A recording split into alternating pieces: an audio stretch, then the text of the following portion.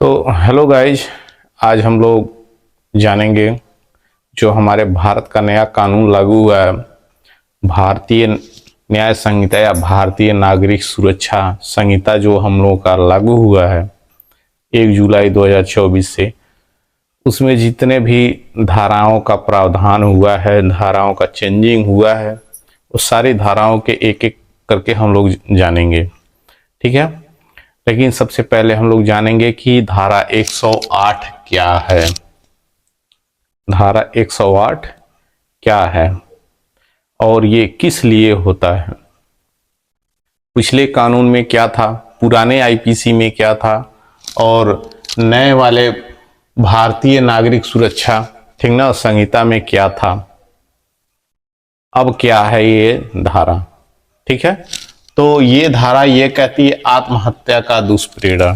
ठीक ना, यानी जो कोई भी व्यक्ति आत्महत्या करेगा, जैसे मान लीजिए पहले होता था किसी को लोग इतना टॉर्चर करते थे, इतना टॉर्चर करते थे कि वो आत्महत्या करने पे मजबूर हो जाता था। ठीक है, या ऐसा होता था कि ये दहेज उत्पीड़न को लेके भी ऐसा बहुत मामला आता था। जब शादी के बाद भी ऐसी बहुत मामला आता था कि स्त्री के साथ या तो उसे मार देते थे सब और आत्महत्या घोषित कर देते थे, इसने आग लगा करके या फांसी लगा करके मर गई है। ठीक है, तो इन्हीं सब बातों का प्रावधान इस धारा 8 में किया गया है। और हमारा जो पुराना कानून है, ठीक ना, जो पुराना आईपीसी है, पुराने आईपीसी में जो धारा है, ठीक ना, धारा 306 में ये बात बताई गई है। नए वाले में धारा 108 में है और पुराने वाले में धारा 306 में है। ठीक है, ये आत्महत्या का दुष्प्रेरण। तो चलिए हम लोग जानते हैं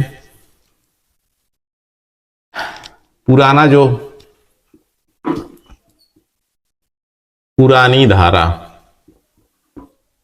306। ठीक है, तो चलिए हम लोग जानते हैं इसके बारे में।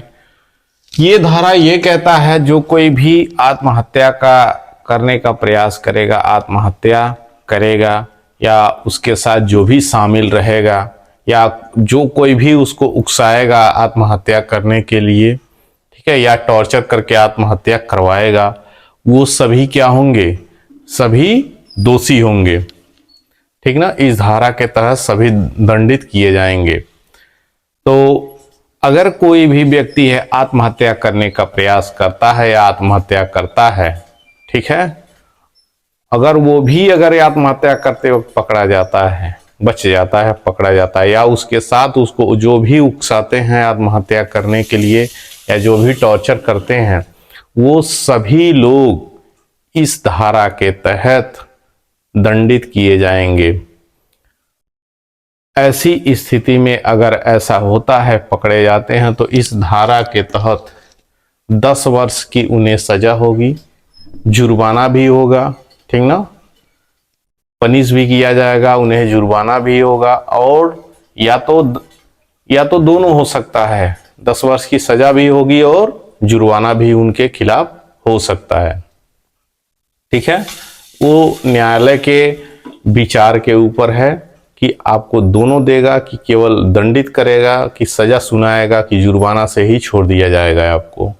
ठीक है, वो डजंट मैटर, आपका साक्ष्य पर डिपेंड करता है। ठीक ना, जो भी आपका साक्ष्य उपलब्ध होगा उसी के आधार पर आपको, ठीक है, पनिश किया जाएगा। तो इसी से संबंधित 2 केस है। पहला जो केस है हमारा तेज सिंह वर्सेस राजस्थान राज्य का ये केस है।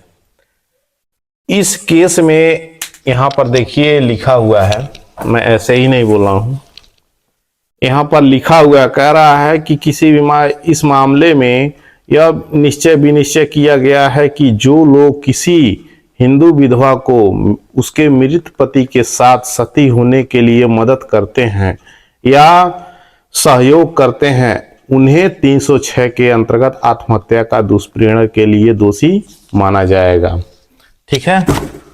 अगर किसी का पति, ये इस केस में ये बताया गया है कि अगर किसी का पति मर गया है आत्महत्या करके या सुसाइड करके, ठीक ना, और उसकी पत्नी बची हुई है, उसकी पत्नी के साथ सभी लोग दुर्व्यवहार कर रहे हैं, ठीक है, उसको सती कर रहे हैं, दुर्व्यवहार कर रहे हैं या उसके साथ दुर्व्यवहार करने में मदद कर रहे हैं, तो वो भी, उनको भी धारा 306 के तहत पुराने कानून में और नए कानून में धारा 108 के तहत, अब नए कानून में धारा 108 के तहत उन्हें दंडित किया जाएगा।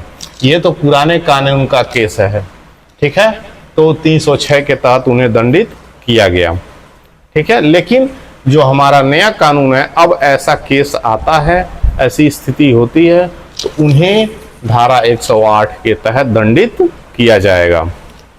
इसी के साथ दूसरा केस भी है, ठीक है। दूसरा केस है हम लोगों का रमेश कुमार बनाम छत्तीसगढ़। कह रहा है कि इस मामले में मृतका अपने पति के साथ पहले झगड़ा हो रहा था, यानी जो महिला थी, ठीक है, इस केस का निष्कर्ष ये है, ठीक है, ये है रमेश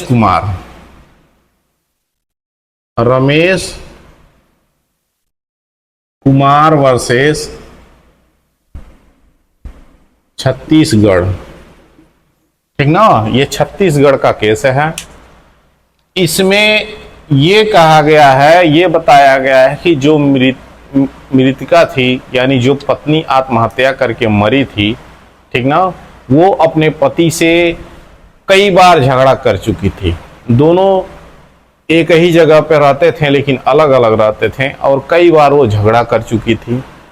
उसके पति ने जिस दिन ये घटना हुई, जिस दिन आत्महत्या करके मरी, उसी दिन उसके पति ने भी उसके मरने से पहले बोला था कि तुम्हें जहाँ जाना है चली जाओ, तुम्हें जहाँ जाके घूमने की इच्छा है वहाँ घूम लो, मैं मना नहीं करूँगा।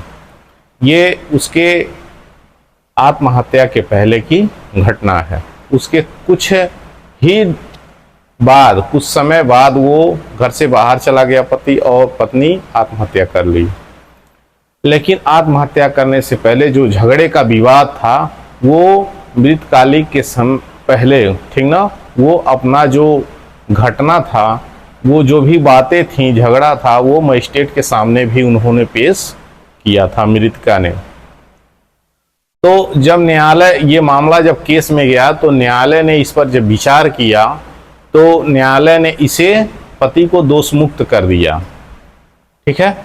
पति को दोष मुक्त करके उन्होंने ये कहा, न्यायालय के द्वारा ये कहा गया, नाराजगी में कोई भी कदम, ठीक ना, अगर उठाया जाता है तो इसका मतलब वो उकसाना नहीं होता है, कि आत्महत्या करने के लिए उकसाना नहीं होता है। नाराजगी में किसी भी प्रकार के संवेदनशील कदम उठे जाते हैं, और ये उकसाने की इसमें कोई बात ही नहीं होती है। और इसके पास पूरा साक्ष्य अवेलेबल था पति के पास, इन्होंने न्यायालय में पेश किया, न्यायालय ने उन्हें दोष मुक्त कर दिया, ठीक है। तो ये रही धारा 108 की बातें। आई होप कि आपको अच्छा लगा होगा, समझ में आया होगा। अगर समझ में आया होगा तो मेरा वीडियो, ठीक ना, लाइक कर दीजिए, सब्सक्राइब कर दीजिए और शेयर जरूर कर दीजिएगा।